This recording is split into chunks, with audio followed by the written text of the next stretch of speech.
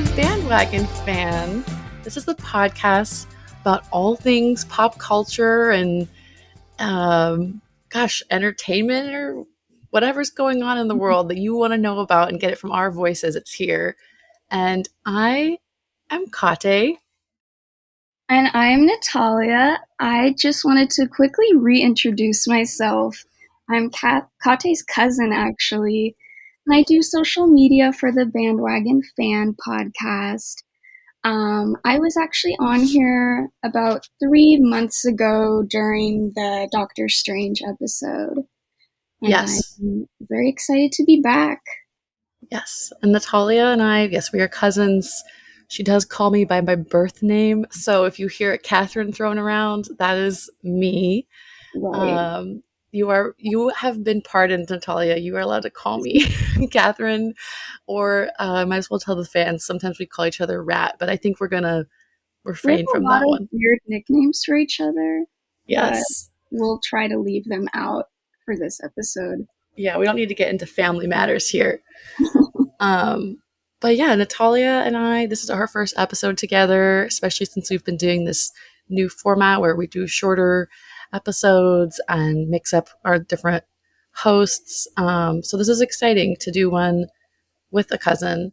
So yeah. What have you been up to, Nat? Well, I am 19 for those who don't know. So I just finished my first year of college. And so I've been at home, catching up with friends, working, just the usual grind. Lucky, the summer lifestyle for someone who's not a full-fledged adult yet. Yeah. That sounds so nice. But enjoy it while you can. It's a good time. I know. So, okay, since you have all this free time on your hands, since you're not in school right now and you don't have like a crazy job, did you see what was happening yesterday in the news regarding, there's kind of two things. They're both, in a way, I guess, good things. One being that Trump is getting investigated by the FBI, and the other that I think the Senate passed a climate change bill. I don't know if you have any thoughts on those.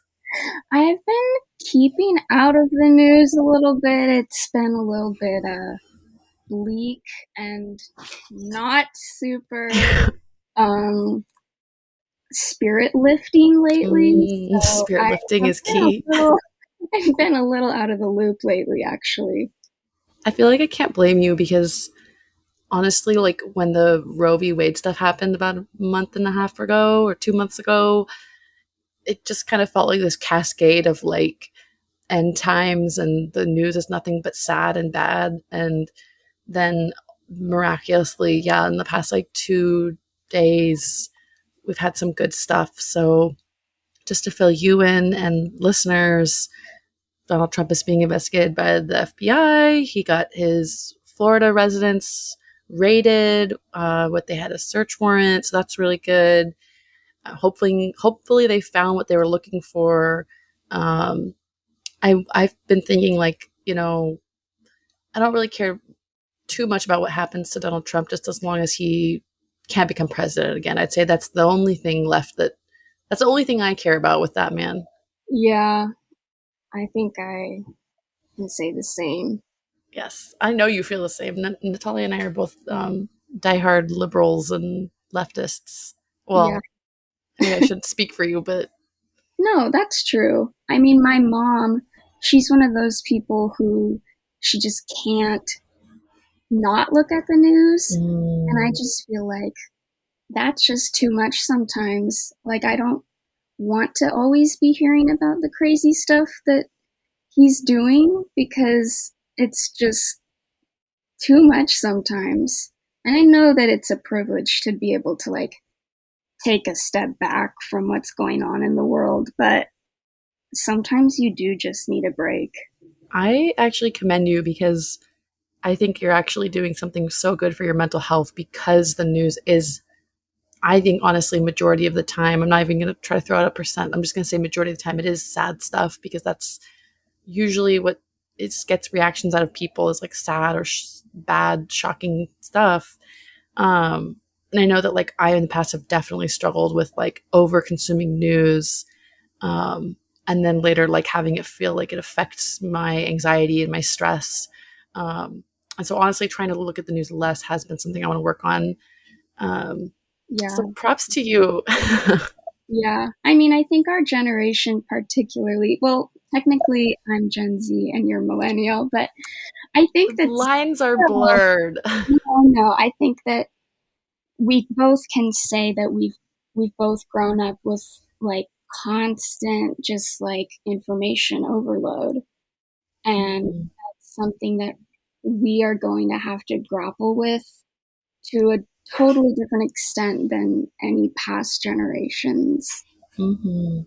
And yeah, even as of late, it just feels like it's more overload than usual overload. It's crazy. Yes. No, I agree. I always think like am I just am I and a bunch of other people like over dramatizing this, or is it true? Like, can scientists ever prove like we are living in a time where there is scientifically proven more news being pushed in our faces than ever before? Not just because we have like cell phones and stuff, but like of all the things that I reported, like it's like, are there more like big things going on, or is it just the fact that yeah, we just have so much technology that we can just find out about things faster?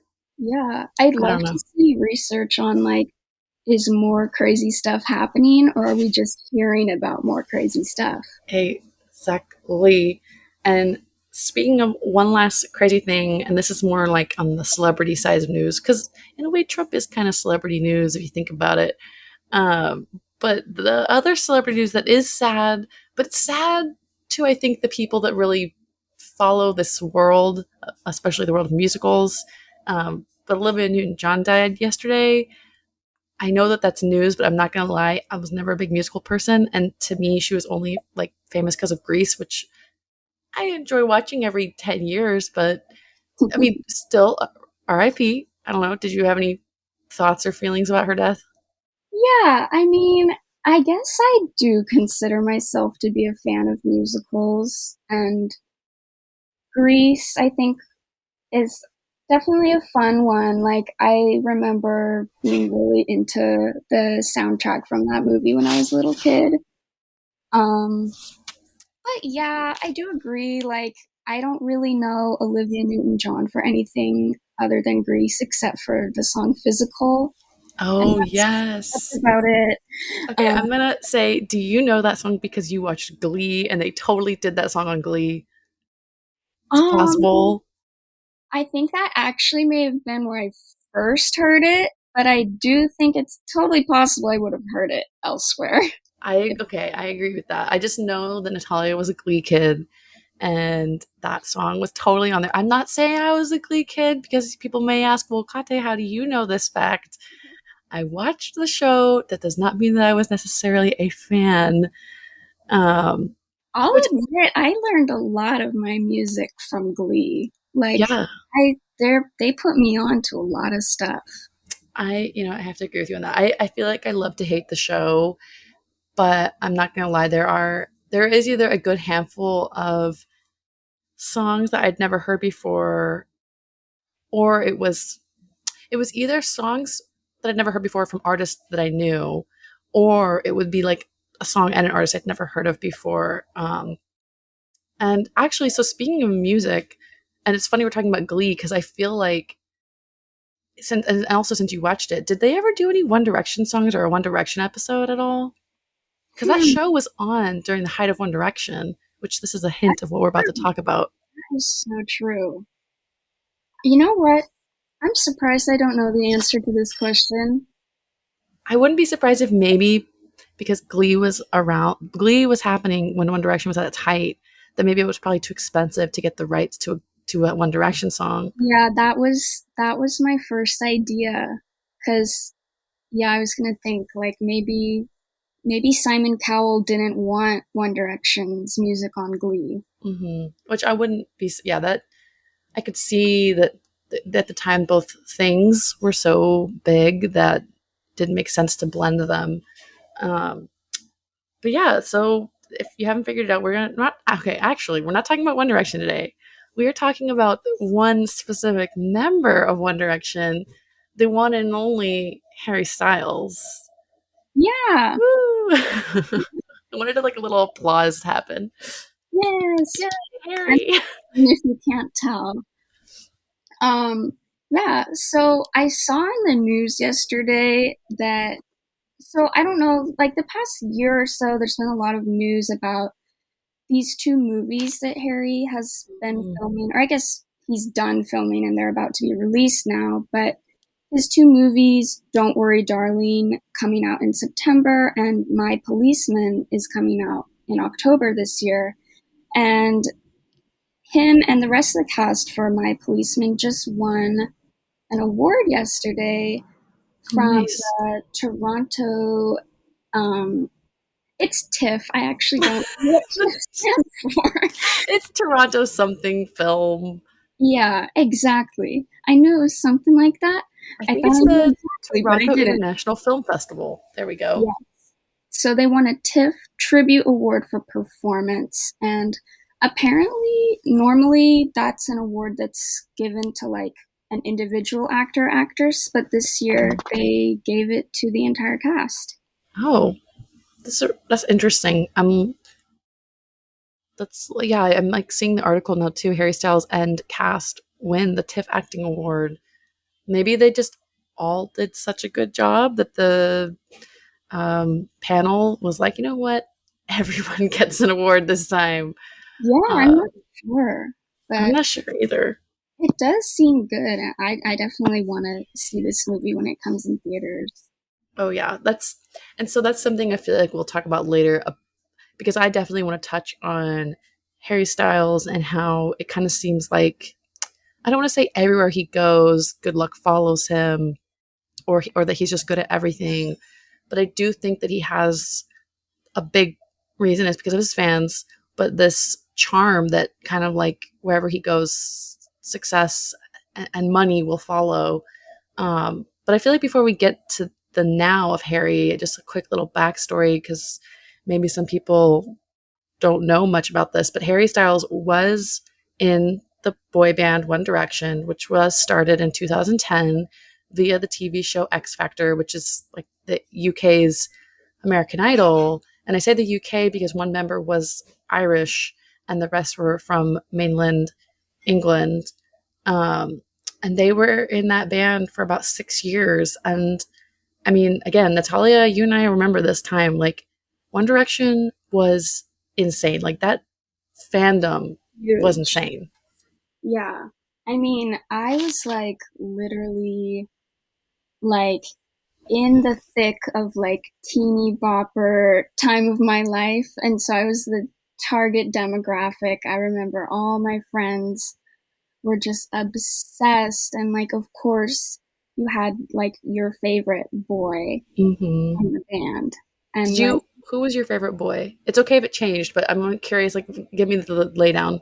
It definitely changed because I think when they first started, I thought that like Liam was the cutest. And not anymore, I'll say. Yes. He's gone down a bit. Dance moves lately. No. Yeah, but I wasn't like a big fan at the time. Like I mostly just knew their hits on the radio. Like I never really I didn't like own any of their CDs or anything, but I know that my friends were like really into One Direction. Definitely. I'm saying definitely because I was 18 around the time that they were like just starting to blow up. It was like they were on X Factor in 2010 when I was 16, I think. But it was in those 2 years from 2016 to from 2010 to 2012 that I think that's when they were working on coming out with their first album and singles. Because I remember being 18 and that was like the year that it felt like everything happened. Like they blew up. Their tours were sold out. You saw the videos of just girls screaming and crying and people were comparing them to the Beatles. And it was like, and I remember even I became obsessed with them. I remember the first time I heard about them, it was like, meh. And then it was like they had a magical spell and I fell under it. And I also thought Liam was the cutest at first because I do think that at the time he was the most like stereotypical, like societal attractive guy, Yeah. a social level, whatever social standard of attractiveness. And it's funny because I remember I went through a phase where I was like, "Oh my god, Harry's so ugly." I thought that he was like, I did too. I literally he was was the little ugly duckling. little rat. I know because I felt like he had like this huge mouth and this small face with all his features crammed onto his face. I'm sorry, Harry, don't hate me. But it's true. You had a small face back then. But it's like, but I do remember at some point between 18 and 19, it was like same thing again. It's kind of like a light bulb clicked and it was just like, wait a minute, he's so freaking cute. And then like it all changed. I think everybody felt that shift too of just like Harry kind of something happened. I don't know if it was like he needed to age another year or two, but then all of a sudden he was like so attractive. And I think from then on he kind of became maybe like everybody's favorite, I want to say. Yeah, definitely. I think for me, him cutting his hair was when I started to see him as attractive because I just personally have never been attracted to long hair on guys. Mm, So I wasn't into that. And then when he cut his hair in like 2016 or 2017, I was like, oh, yeah. hello. I know he had that Now like I kind of see what messy. everyone has been talking about this whole time. Exactly, yes, because he had the little like messy mop of hair on his head. Um, and it's funny, so you say 2016, so that's when the band, which I was surprised by this, they didn't officially break up. They still to this day are calling it a hiatus, which is Yeah. very interesting, which makes me feel like this is one of those things where it's like Hollywood's pulling all the strings because for all we know, maybe in their contract it was like in the year 2025 you will reunite, and it's like that could happen, but we'll never have the documents to prove it. Yeah. I feel like the I feel like what happened was they probably like maybe they were getting pressure from their management at the time to like, okay, let's have this just be a break and like let's get back together, like let's just gather our thoughts and then we'll come back. But Hmm. then time went by and maybe the band members really just didn't want to get back together because from Hmm. what we've heard it sounds like obviously that was a really fun time for them and super huge and good for their careers, but a lot of them have like since then spoken out about like having hard times in the band and like not having always the best treatment from their management. And so I can understand them feeling relieved to have a break from that. Yeah, no, I agree. I think that Hollywood always has the dark side, no matter how rich and famous you have, no matter like what amazing experiences a celebrity goes through. I think every single one of them can have a story about a time where there was like a dark side, whether it was mental health or treatment from management or treatment, physical treatment. You never know, sexual misconduct. Who knows? It could be backlash from fans or bullying from fans or something. Um, so yeah, I'm in a way I'm glad they broke up. I think it was like one of those things where it had to come to an end at some point. So, but I shouldn't even say end because again, in their words, it's a hiatus. We never know.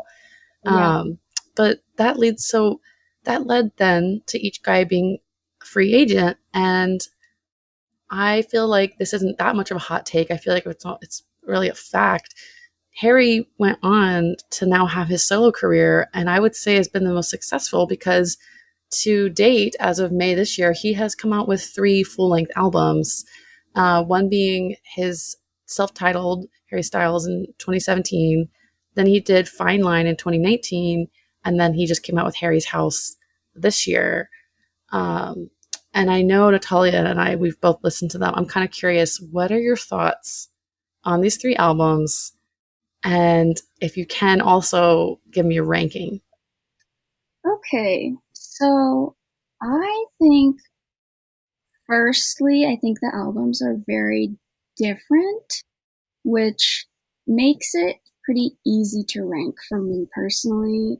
Um, I really just love the sound of Harry's first album because I really just love like soft rock, like some pop elements, and like that's like my bread and butter. Like that's my favorite genre. And so when Harry made an album that was like all that basically and really good at it, it was like really good and I loved it.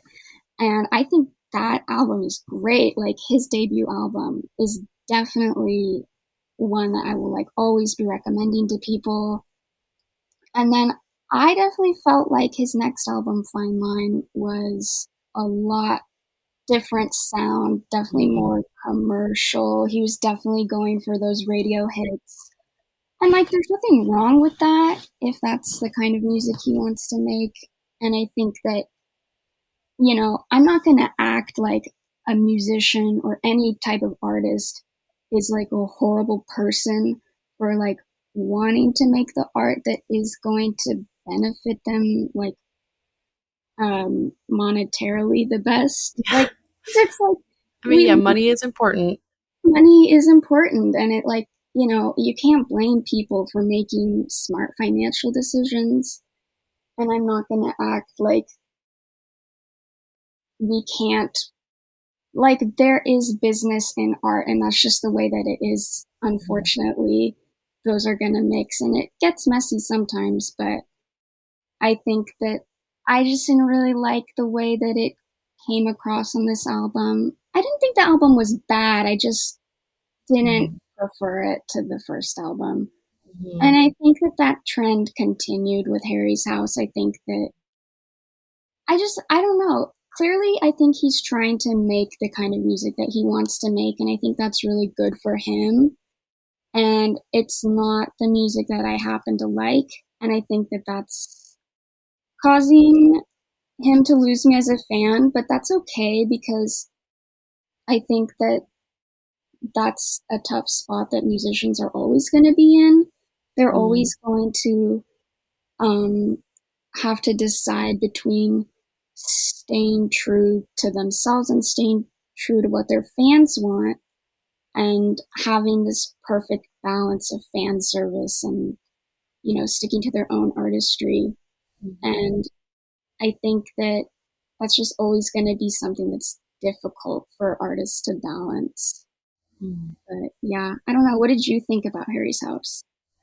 Well, I have to agree. I actually agree with like almost everything you said. The only thing I'd say different for me is that I actually would switch that Fine Line is my first favorite, then Harry Styles, then Harry's House. And I do that order just because, again, this is in agreement with you. His second album was such a tone shift to being like, this is pop, this needs going to be on the radios, this is fun, upbeat music. Whereas I would say his first album, definitely with the kind of like you said, soft rock vibes, there were also more just like heavy topics and much more like serious tone, a little more drama. I know a lot of the album, you can tell me if I'm wrong on this, but wasn't a lot of the album, his first album, inspired by this like French model he dated and then the breakup from it? Does that sound right? That was Fine Line. Oh, that was Fine Line. Okay, that's okay. Well, so yeah, I mean, Harry Styles, the album, I do enjoy it, but for me, I think that Fine Line is my number one because in my eyes, Harry is a pop artist, and I think I see him that way because of his One Direction past, which was so pop and so radio play kind of music that to me, when I listen to a Harry Styles song, the poppiness is actually kind of like, I know this sounds weird, but like comforting because that's like how I know him. That's that what if you're anything, expecting from him. say again?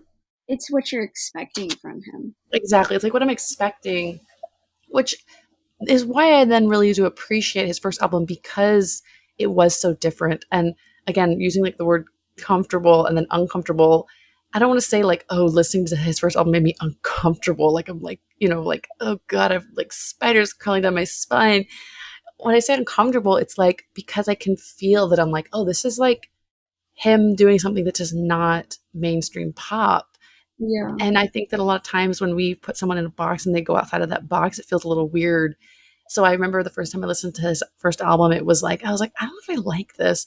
But now I appreciate it because I'm really proud that he went and did something that wasn't expected of him and kind of had that creative control. But when it comes to like a listening perspective, I feel like if I had to be like, okay, you have a gun to your head, you need to put on a Harry Styles album. Which one are you picking?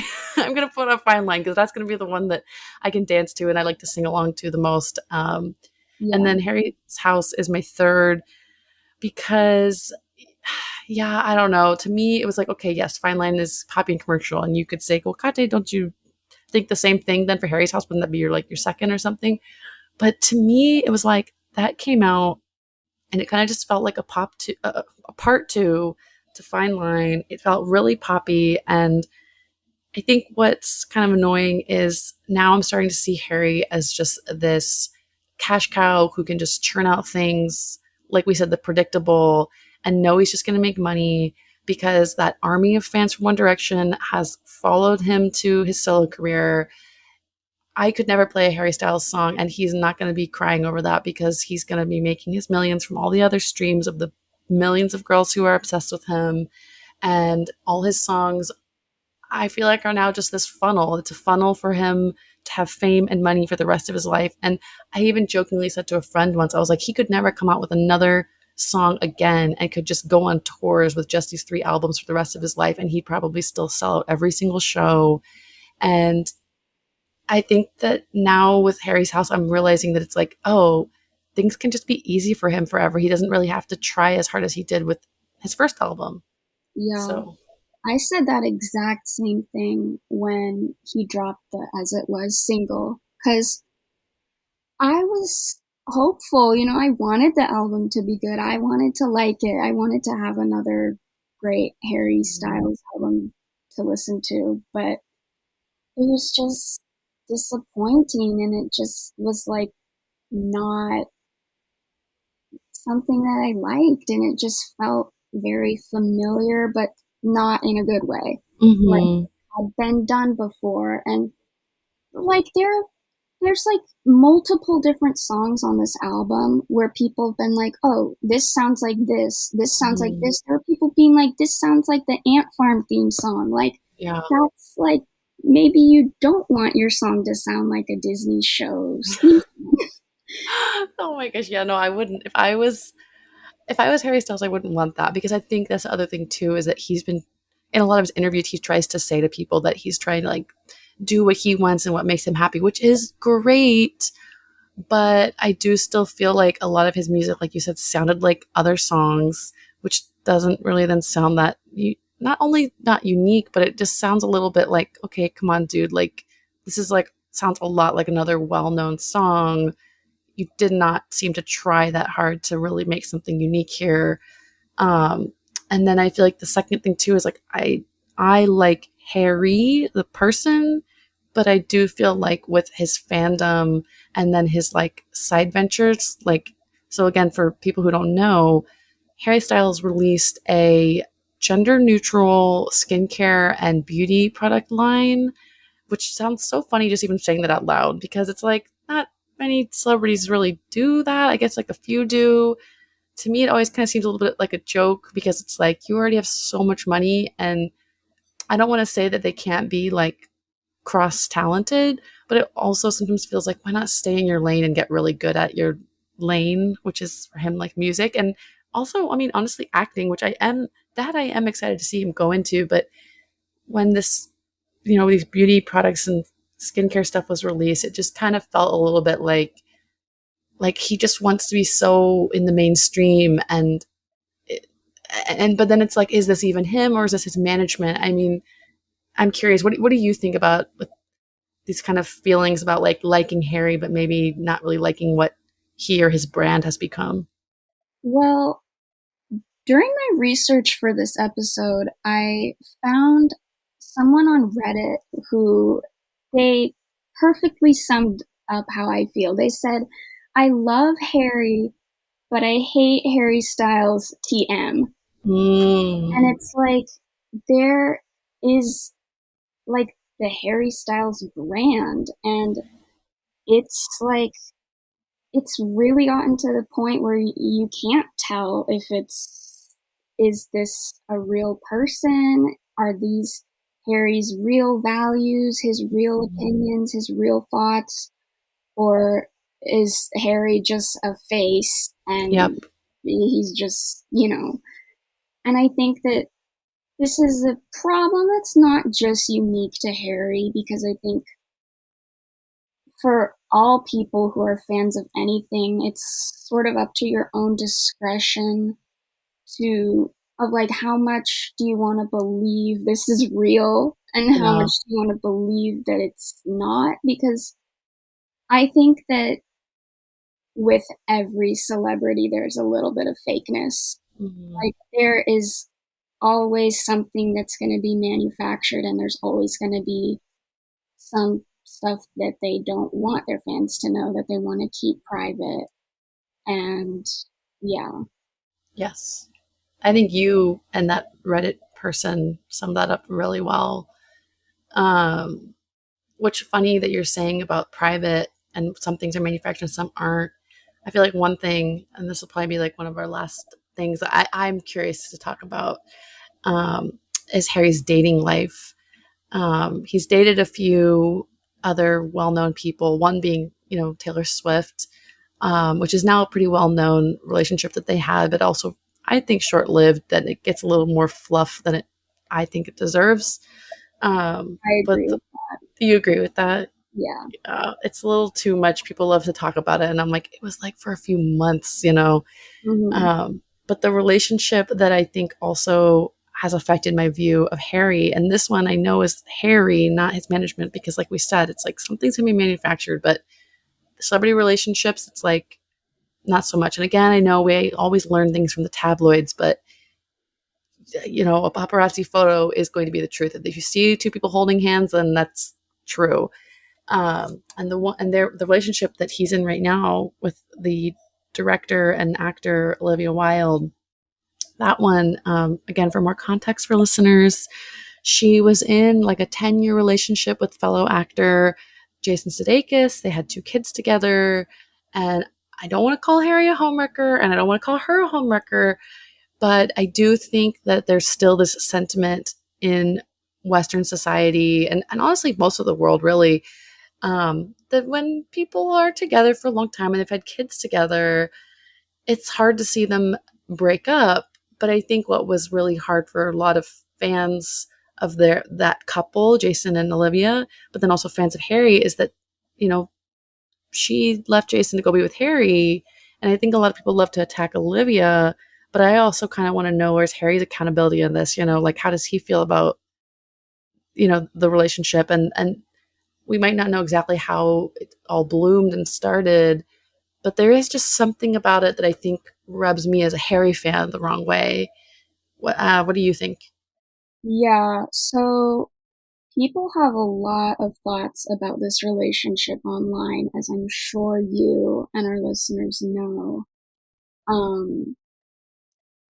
I think that, I don't know, Harry's fans have always been rather possessive of him. I think just like anytime he's ever dated any girl, like, she'll get like lots of hate from his fans, and like even death threats. I know that some of his ex-girlfriends have death threats, and like people hate his ex Camille Rowe just like for no reason. Like, I don't think she's ever done anything bad. I don't think they had like a messy breakup or anything. Like, Harry doesn't talk about that relationship. He's never said anything to like make his fans not like her, but they're just so possessive, and I feel like they feel like people definitely have a problem of idolizing Harry, and like deifying him and worshiping him, and it's just like, no, he's a regular guy and he fucks up and he makes mistakes.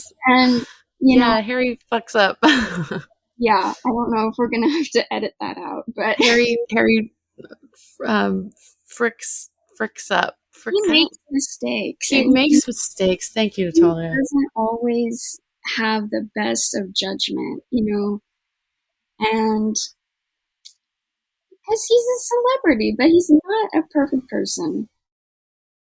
Yeah. And I think going back to the Camille Rowe thing too, and this would apply to any girlfriend he's been with or will be with, it's funny that fans will hate the girl when when the girl is with Harry because they hate that she is with him, the guy that they're idolizing and wanting. But then if they break up, they still hate the girl because then it's like, oh my God, you broke his heart. You must have been horrible. So it's like, I feel like in cases like this, you can't win. And maybe I should show Olivia Wilde a little more grace. And I don't think we have time to go into all of this, but I just know that she kind of has a record of being a little strange, saying some weird, controversial kind of stuff in interviews, just weird stuff. Like, I don't want to give too many examples because it's a rabbit hole, but I know that she has like made comments about the LGBTQ community that aren't necessarily bad, but maybe just weird sounding. And again, people have really speculated like how she left Jason Sudeikis in this relationship. You know, was it like a cheating scandal or was it like a, properly ended? About the timeline for the listeners, actually, because the reason that there's so much like speculation about whether or not they cheated is because Jason and Olivia were still a couple, at least for all the public knew, they were still a couple when the movie started filming. Like, Harry was on set while Jason and Olivia were still together. Mm-hmm. And then they break up, and then very soon after, we hear that Harry and Olivia are in a relationship, and, that's where things get very fuzzy. So, in the very least, it was, if not a physical affair at first, it was probably an emotional affair between the two of them. And speaking of the movie, Harry's not our guest today, unfortunately. Maybe another day, but we'll like share some things that he has going on that fans of ours can check out. He's got, like we said, those 3 albums: Harry Styles, Fine Line, and Harry's House. And then his 2 movies coming up are Don't Worry, Darling, directed by his lady friend Olivia Wilde, and then his other film, The My Policeman, which, as Natalia said, recently won that Toronto International Film Festival award. I guess, okay, here's my last question for you, Natalia.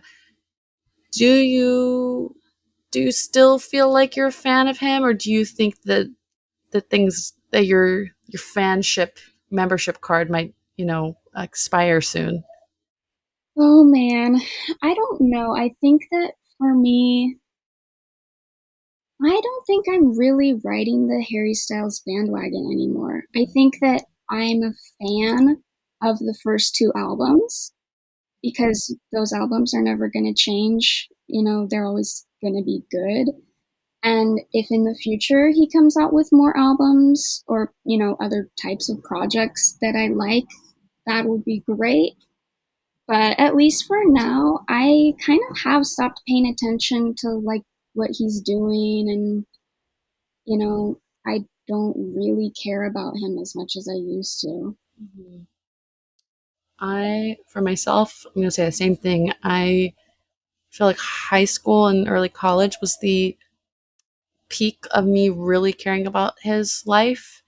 And honestly, it's kind of been like a slow decline, but especially since this last album and his relationship with Olivia Wilde, it's kind of just become that if I hear about him through somebody else or something he's been up to, then that's cool and I'll listen. But I have some friends who they're the kind of people where it's like anything he does, they'll lap it up, shove over their money, clap him, applaud him. He's the best thing in the world. I mean, he could probably do something illegal and they would stand by his side. And then I've just come to realize that I don't know how I can feel about being a fan of somebody who has, like you said, that kind of deification. So sadly, Harry, if you're listening, you got 2 on their way out fans. Still love you, but not as much. Maybe I still have a toe in the door, really. A toe in the door. I have my hair's in the door. So if your toe can open the door a little bit wider, then maybe more of me will slip back in. But yeah, let's not get spanked on the way out. Which, speaking of that, that's the end of our show. Thank you for listening. Please not only check out Harry's things, but check out our other episodes, which you can listen to on Spotify, Apple Music, Apple Podcasts, Stitcher, I think even Discord or YouTube. So please check out our other episodes. Check out this one, like it, rate it, review it, subscribe to us wherever you listen. And that's it for me. Thanks for listening, guys, and we will see you next time we see you. Bye. Bye.